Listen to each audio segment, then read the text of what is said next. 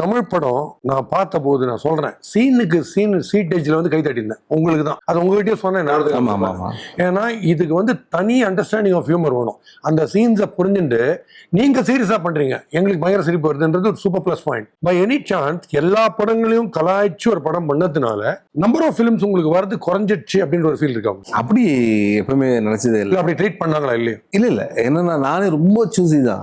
உங்களுக்கு தெரியும், நான் ரொம்ப சோம்பேறி ஃபர்ஸ்ட் ஆஃப் ஆல். ஓகேங்களா? அந்த நிறைய போய் படம் பண்ணோம் அப்படின்னா, அந்த ஃபர்ஸ்ட் டைம் தமிழ் படம் பண்ணும்போது யாருக்குமே புரியல. ஃபுல் கதையை போய் ஒரு பெரிய ப்ரொடியூசருக்கு டைரக்டர் சொல்லியிருக்காரு. ஃபுல்லா கேட்டுட்டு அந்த டைம் அவங்க தான் பெரிய ப்ரொடியூசர்ஸ். என்னப்பா ஆல்ரெடி எல்லா சீனும் வந்துச்சு அப்படின்ட்டாங்க. அப்படின்னு சொல்லி அமுச்சு விட்டாங்க. ஆல்ரெடி வந்த சீனாவே இருக்கு எல்லாமே அப்படின்ட்டாங்க. ஓகே. ஸோ எப்படா பண்ண போய் இந்த படத்தை அப்படின்னு தான் யோசிச்சோம். ஆனால் நான் ரொம்ப தெளிவாக இருந்தேன். அந்த சுச்சுவேஷனில் நம்ம இருந்தால் எப்படி இருக்கும்? Let's not hurt anybody. இப்போ அந்த பாஷா, அந்த ஆண்டனி, அந்த மம்மூட்டி அங்கே பாரு ஏன் ஆளு அப்படி, இங்கே பாரு அது ரெண்டுமே ஏன் ஆள் தான் அப்படின்னு வர